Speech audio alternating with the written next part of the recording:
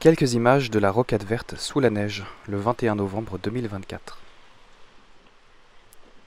En ce moment, j'ai pas beaucoup le temps d'avancer sur les vidéos pour Bourges à vélo, mais j'ai profité de ce jour de neige, ce qui est pas si fréquent à Bourges, une neige qui tient un petit peu, même si finalement ça s'est très vite résorbé après en début d'après-midi,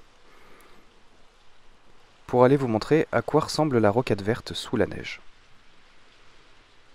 Et si c'est faisable de rouler sur la neige à vélo. Bon, si on peut encore appeler ça de la neige, parce que même à ce moment-là, elle est quand même très proche de fondre. Mais ça n'empêche que ça glisse pas mal, et qu'il faut quand même rester un peu sur nos gardes.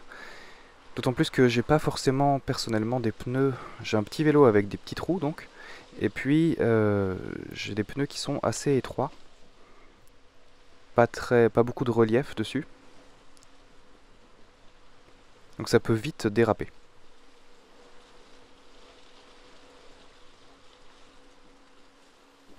Donc là on est le long du boulevard Laytol. Et puis on se dirige tranquillement vers le quartier Pignou.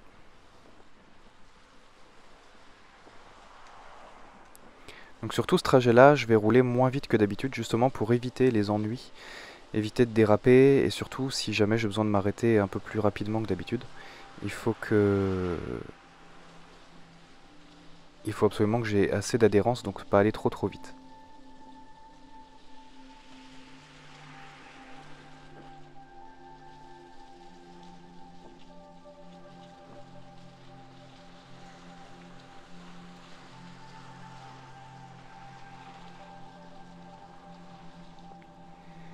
L'essentiel pour rouler sur la neige, c'est d'essayer de prendre des virages, enfin pas de virages, tout simplement, d'essayer de pas trop slalomer, mais surtout de pas trop se pencher pour éviter de déraper, de pas tourner les roues de manière trop braquée. Et là par exemple, à cet endroit-là, j'avais une petite descente, donc j'ai ralenti le plus possible pour laisser passer le bus, qui au final a été compatissant et m'a laissé passer, donc merci à lui. Puis ensuite j'ai pu remonter de l'autre côté. Mais j'avais qu'une crainte, c'était d'arriver trop vite dans la petite descente ici au croisement et de ne pas pouvoir m'arrêter.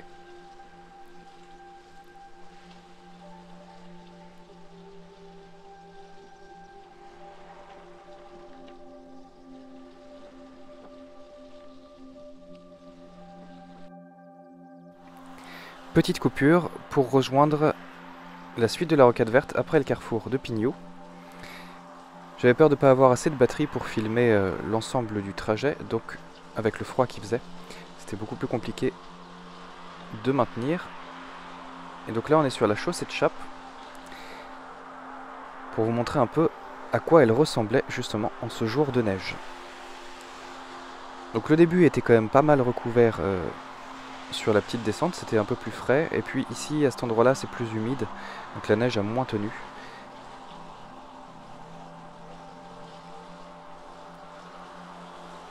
On voit quand même, on croise quelques personnes sur le trajet, et notamment on voit des traces de pneus de vélo qui sont passés, donc ça veut dire que ça roule quand même à Bourges à vélo quand il y a de la neige et ce type de temps. D'autant plus que là, ça se voit pas beaucoup, mais il pleuviotait quand même en partie. La pluie commençait à arriver, et qu'à vélo en général, on finit par abandonner un peu les trajets de ce type-là qui font un peu des contours. Qui font un peu des détours, je veux dire, pour repartir sur la chaussée, pour éviter d'être, pour prendre moins de temps en fait de trajet et éviter d'être trempé à l'arrivée. Donc là, j'essaye de prendre tous les virages en bougeant le moins possible ma roue avant pour éviter qu'elle ne dérape.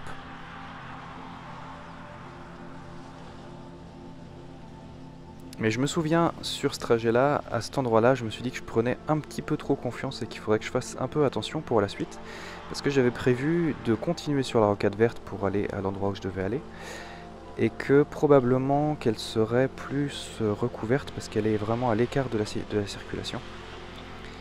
Donc là déjà ça se voit un petit peu, en fait on a un peu plus de couverture. Donc ça glisse un petit peu plus. Et vous voyez tous les trottoirs comme ça, c'est là que ça devient le plus risqué. Alors toutes les bandes blanches elles sont encore plus glissantes que d'habitude, Mais les trottoirs, en fait, tous les obstacles, il faut faire vraiment attention et les prendre bien perpendiculaires. Parce qu'on peut très facilement avoir la roue avant qui dérape dessus, avec la neige.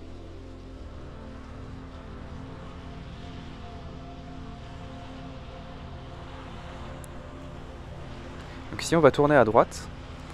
J'ai essayé de tourner quasiment à l'arrêt pour éviter de... Comme ça, un angle droit, c'est pas très sécurisé pour tourner, pour nous. Mais là, c'était assez fondu à cet endroit. Et c'est là que je voulais passer. Et ici, je crois bien être le seul de la matinée à être passé. Parce qu'il n'y a aucune trace de pneu avant moi. Donc je m'étais dit que ce serait très joli à voir. C'est pour ça que j'avais décidé de faire ce petit détour. Vous voyez, la neige ici a beaucoup mieux tenu. Il se trouve que le revêtement de la rocade verte à cet endroit est beaucoup plus abîmé. Donc en fait, c'est très terreux en dessous. Enfin, c'est très sableux. Ce qui fait que ça accroche pas mal avec les pneus. Et tout ça, c'est en descente. Avec le petit virage qu'il y a ici.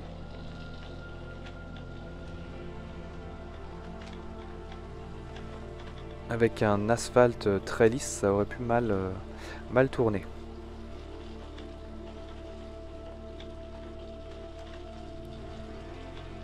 Comme vous le voyez, la pluie augmente un petit peu à ce moment-là.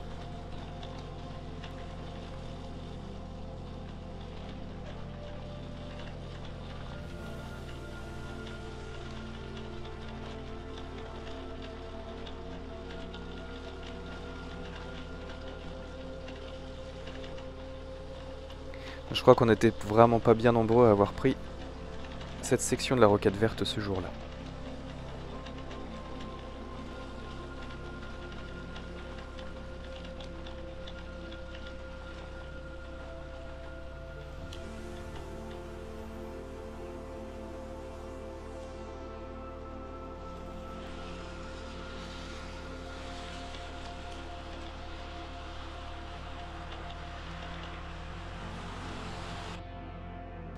Donc après le carrefour qui mène à la route de la Charité, on rejoint à nouveau la rocade verte qui poursuit. Alors il faut passer le petit portique, et par ce temps-là c'est franchement pas agréable. Et puis on continue sur cette portion qui, vous le voyez, a été beaucoup plus empruntée que la petite section précédente.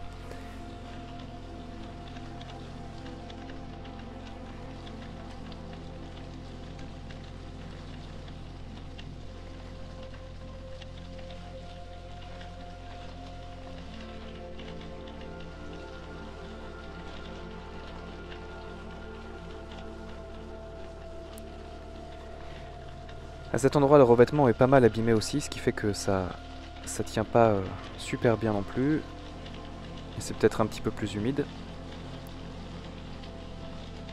Mais il y a un passage sur la rocade là où on a le petit ponton avec du bois. Ici.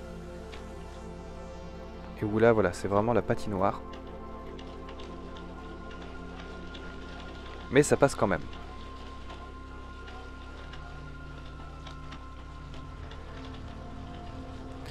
Donc bah, pour rouler par temps de neige, l'essentiel c'est quand même d'avoir des vêtements chauds. En tout cas imperméables. Si possible un peu chaud, mais pas forcément trop parce que évidemment en pédalant après vous vous réchauffez, ce qui fait que ça peut vite devenir un peu suffocant. Parfois un masque anti-pollution, ça peut être utile aussi parce que l'air est parfois très chargé. Et puis des gants très chauds. Et là en l'occurrence, j'ai d'habitude des chaussures qui ont déjà tendance à déraper un peu par tous les temps. Et donc je me suis dit que par temps de neige comme ça, si je devais mettre le pied par terre et me rattraper, il valait mieux que j'ai des chaussures adéquates. Donc j'ai pris des chaussures de marche pour le coup, beaucoup plus agrippantes.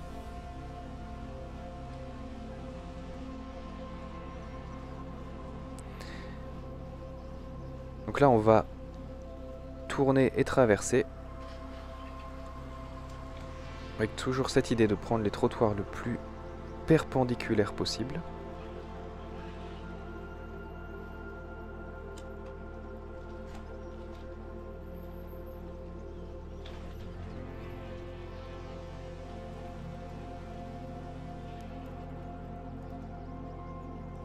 Un petit portique encore.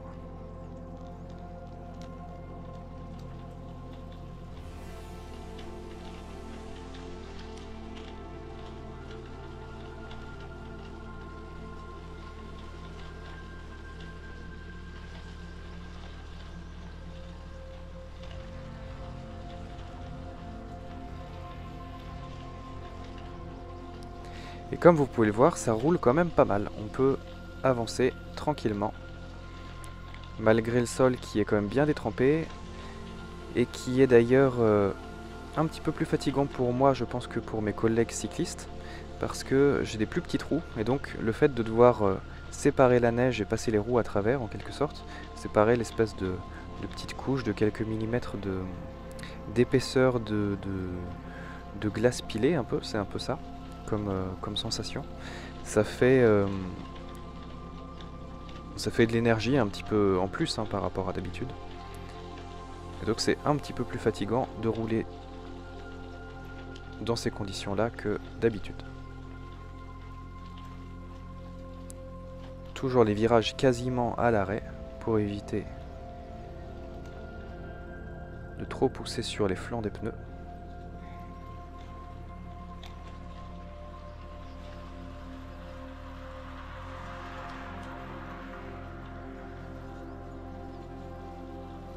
Et puis on va traverser le parc des Gibjons.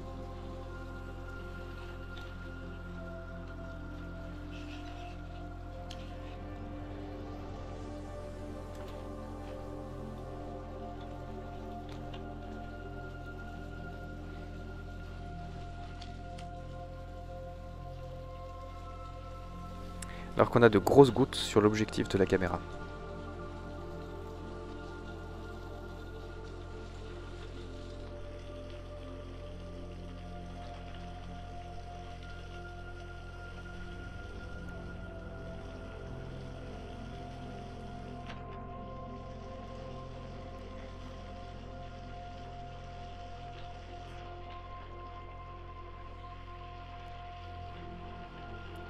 Donc là, il commençait vraiment à pleuvoir beaucoup plus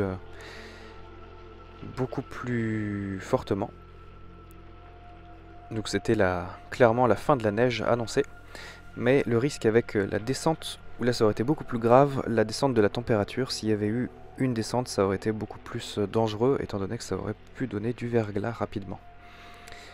Le verglas à vélo, il n'y a pas vraiment de solution, à part de descendre du vélo.